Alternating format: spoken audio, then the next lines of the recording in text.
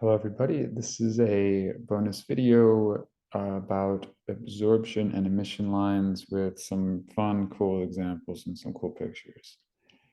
So just a reminder that if we look at something that's emitting light and we look at its spectrum. So remember, the spectrum is all of the wavelengths spread out, meaning we count how many photons, the brightness, the intensity, sometimes called the flux of what is emitted. What we can do is graph intensity or brightness. This is intensity or number of photons, right? Number of photons per wavelength. And if we're looking at hydrogen, for example, notice that if we have it as a color spectrum, if it's an emission spectrum, we just see lines at 656, we see lines at 486, for 34 and 410, right? 656 is hydrogen alpha, 486 is hydrogen beta. Please see the last video for the derivations of these numbers or refer to your notes. This is H gamma and this is H delta, 434 and 410. Great.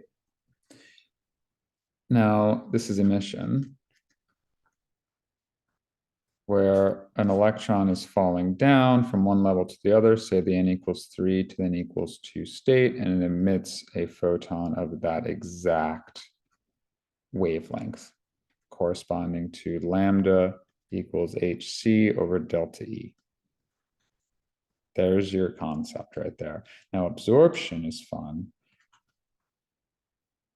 Absorption, you need a background. So emission, you have some hot gas. That's because it's hot, they're excited. Excited electrons. And because they're excited, they're in the n equals 3 state, they're in the n equals 4 state, they're in the n equals 5 state. So H alpha is 3 to 2, H beta is 4 to 2, H gamma is 5 to 2, H delta is 6 to 2, H epsilon, which you can calculate, which you're going to do for your homework potentially, is 7 to 2. What wavelength would that be? H alpha should be more prominent because it's more likely that they'll be in 3 and they'll fall to 2. 4 is a little bit harder, but it happens. When a gas is hot, they're in many of the states. They'll fall down and they'll emit these, and they can fall down to any level.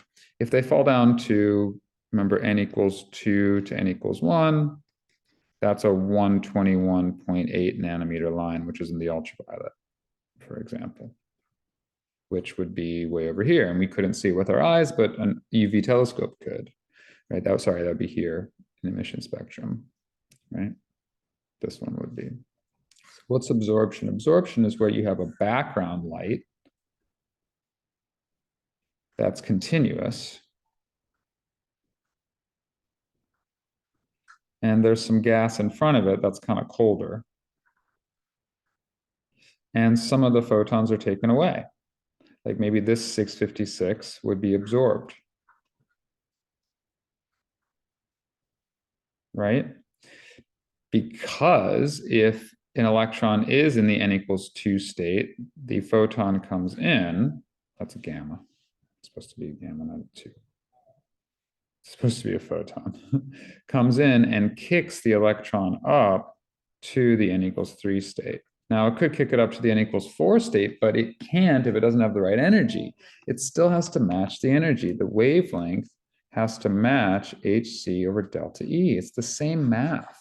It's beautiful. The math is exactly the same, where if you match this change in energy, right, E1 over 4 minus E1 over 9, you're going to get 656.46 nanometers. Now, if it's 700 nanometers, it goes straight on through. So the 700 nanometer will go straight on through, the 500 nanometer will go straight on through, but the 486 won't. right? 486 will be absorbed. So the 486 will be absorbed. The 656.46 will be absorbed. So you see dark spots there. So this is continuous background, full rainbow minus, so you get full rainbow minus dips at the exact wavelengths. And we would see a dip at 121, right? You would see a dip here at 121.8 nanometers because of the what? N equals 1 to N equals 2. Now, notice that I went 1 to 2 here. Why? Because it's going up a level, whereas here the emission line for 121.8 will be N equals 2 to N equals 1. Right? It's falling down, but the math is the same. The spectrum just looks like peaks for emission and looks like valleys for absorption. And here's hydrogen. Hydrogen has a prominent 587.5 line due to its transitions that are on my slides, which I'm going to post on Google Classroom along with this video. It also has a lot more. Helium's more complex, even though it has only 2 electrons. The quantum mechanics allows for many different orbitals, which hopefully we can explain a little bit later. But the point is, already it's more complex. You can see there's all these red lines. There's the yellow one. There's some cyan, some green, some blue, some violet. A lot more going on with helium. Hydrogen's a little more simple. That's why we start with it. But it's the same concept. Absorption is continuous minus specific wavelengths. Emission is nothing plus specific wavelengths. What I just said was the whole point. Rewind the video and catch it, because that's it. If you get it, you got it. Ready? Pause it, take these notes. Clear. Boom. Let's move on. So here's the, oh, by the way, there's other important lines. For instance, oxygen has some fun lines at 500.7 nanometers and 495.9 nanometers. I'm looking at my bookkeeping here, that's how we do it. Nitrogen has a line at 654.8, which is sometimes confused with the 656. But if you have a good enough camera, right, which astronomers do, both of these lines, and 658.4, don't get those confused. 4884, nitrogen has both, not to be confused with the 656 line of hydrogen. We'll look at a spectrum in a second that has all 3. We can see them. Neon has a fun one at 386.8. That's almost in the ultraviolet, but in the violet on that boundary.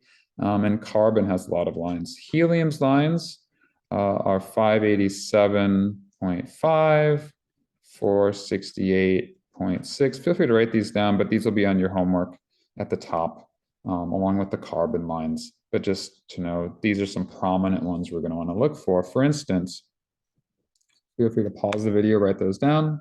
I'm clearing. Let's look at, by the way, here's oxygen. Notice the 500, right?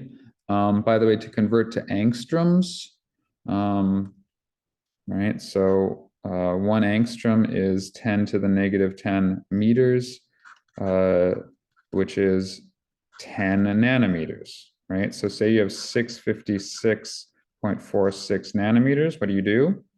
Multiply by 10 to convert to angstroms. So equals 6,564.6 angstroms. A lot of astronomers use angstroms. So a lot of the spectrums we're going to look at have angstroms at the bottom. All you have to do is divide by 10 to convert to nanometers. So angstroms divided by 10 converts to nanometers. I'm using old school division sign here, guys.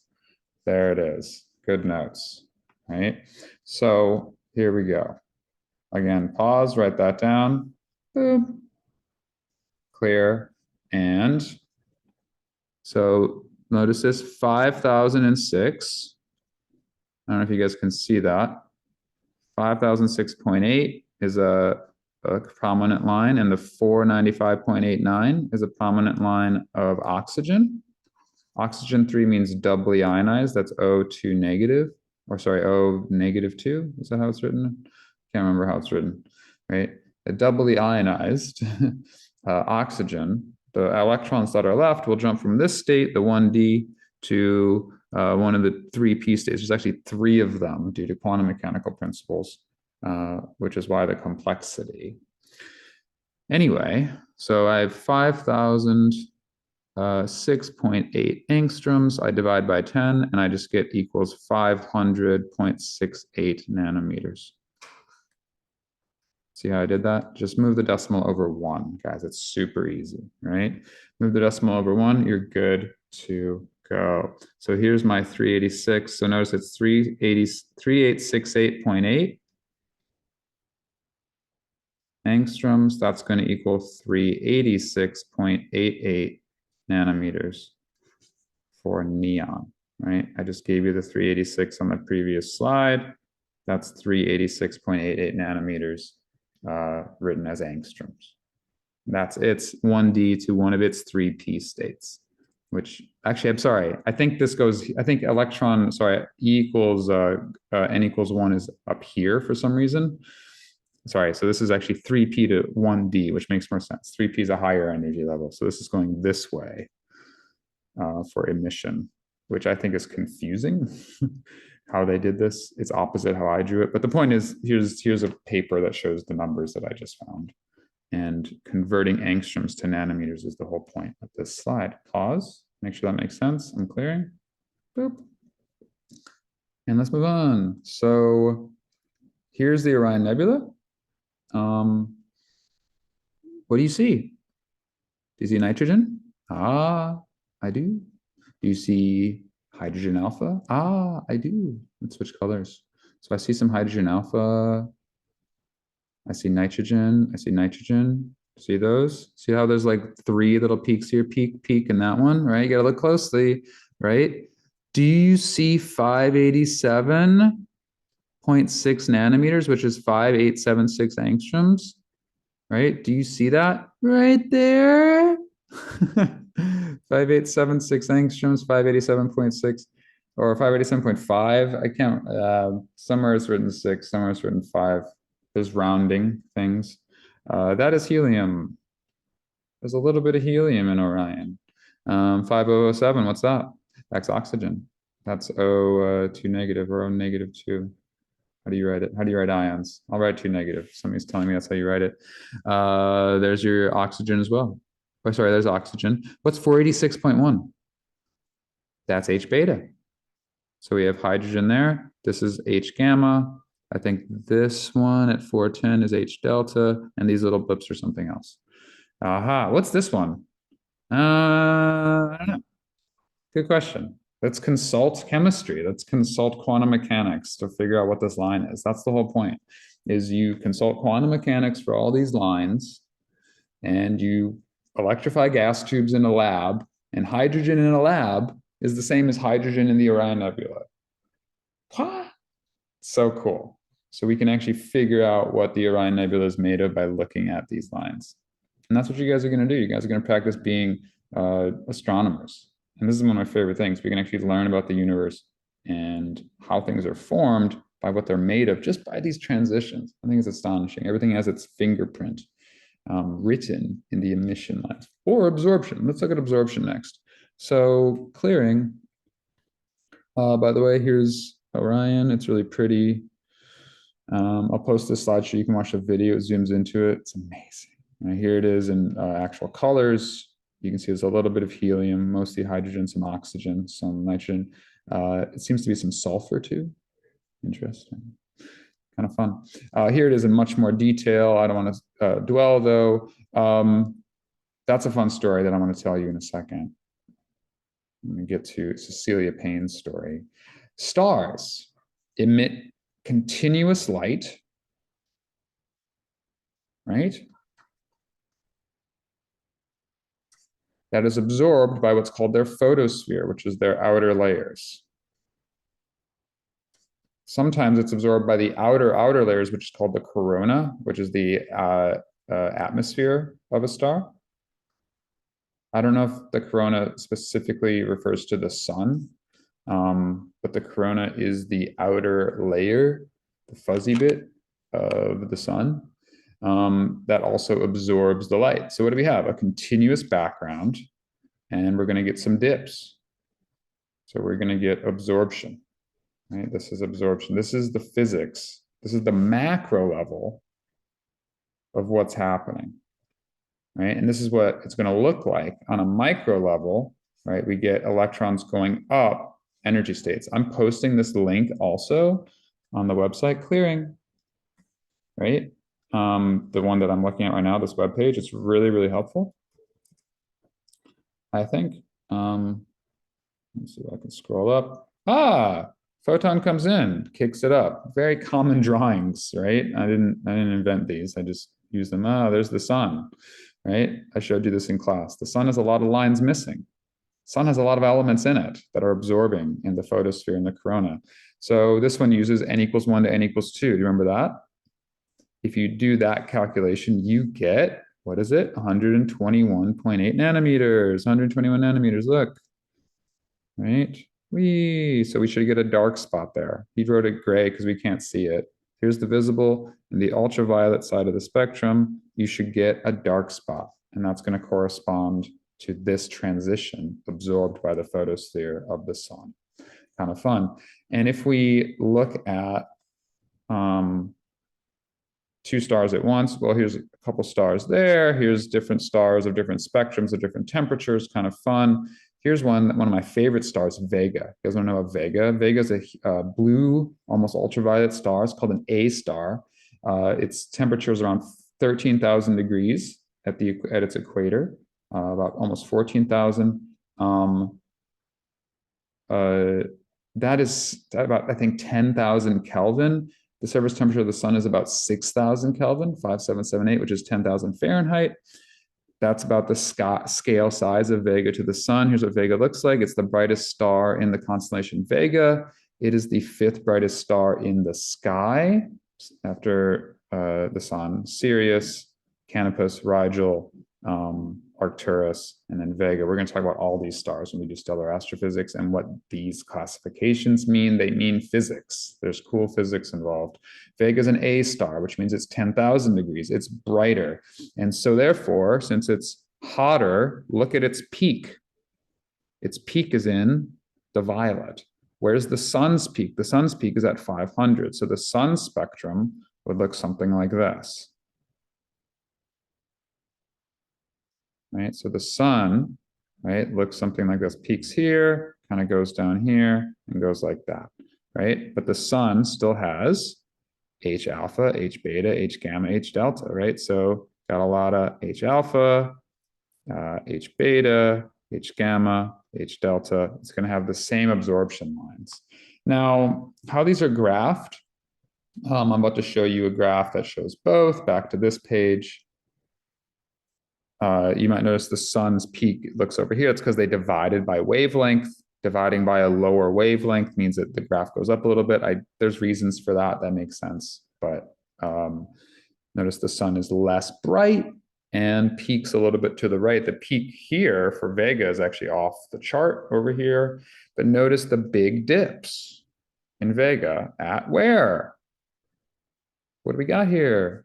We got some 656. Right, that's H alpha, right, 656. Right there, we got some H beta going on. We got some H gamma, and then a little bit H delta in the sun, but a big H delta in Vega.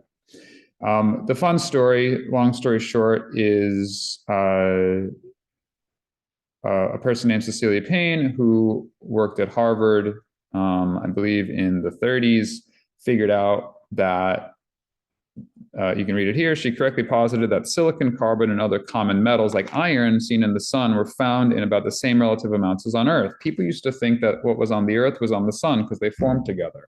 But the sun has a lot more helium and hydrogen, but the helium and particularly hydrogen were vastly more abundant in the sun by a factor of about 1 million. And people thought she was totally wrong. And she was totally right.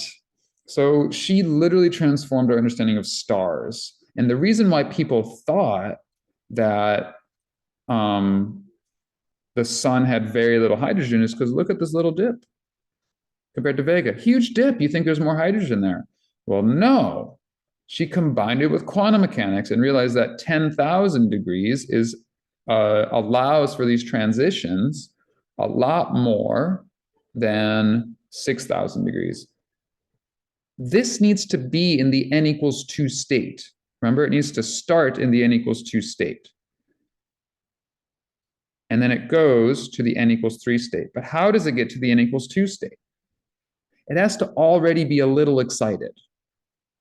And at 10,000 Kelvin, which is about 14,000 Fahrenheit, compared to 5778 Kelvin, right? To get to the n equals 2 state is less likely. So there's less in the n equals 2 state here. And she showed that. I hope that made any sense. But the point is, I love it. It's really cool. And great story. And it shows us the physics of this, which is what I wanted to show on this page. Look at this right here. A stars between that have an ideal excitation conditions, the strongest hydrogen lines, whereas G stars, like the sun, notice that temperature rays are too cool, so they only have weak hydrogen lines. So the physics is told in the strength of the lines. Let's look at a galaxy made of trillions of stars, Andromeda. So we should expect the spectrum to look like absorption lines, because if you're adding up a bunch of stars, you get something that looks like a bunch of stars. Look at the peak wavelength here, around 6,000. Kind of cool, right? That means there's cooler, redder stars in Andromeda. Look, cooler, redder. Some blue on the outside, but the cooler, redder stars dominate. We're going to talk about galaxies, why it's bright in the center. We're going to talk about it all when we talk about stars, but look at, what do you see? Absorption lines, right? 656. There's a 586 there. Ooh, I see helium, right? What's this one? I don't know what that one is. That's a fun one. What's that one, right? And you can plot it against stars we know, like Aldebaran is a red giant, and you can match it, and you actually can see that it matches Aldebaran more than the other stars. Like an A star, a sun-like star, or a red giant, you actually see that Andromeda is mostly like the red stars with prominent absorption lines. Notice it has a lot of dips, a lot going on in a galaxy, right? But notice how we can determine what's in Andromeda. We can determine what's in Andromeda. Look at this. Magnesium, sodium, H alpha. That's oxygen in our atmosphere, water in our atmosphere. So we have to be careful, right? What is CH? I should know. I should know what that is. Calcium. Ooh, we got calcium going on. A lot going on inside a galaxy. All of those metals churning around, forming new planets, forming new stars. I hope that made sense. That's my quick, fun puzzle and example of real life, how this is applied, the physics and all the stories involved. You guys are awesome. Have a beautiful day.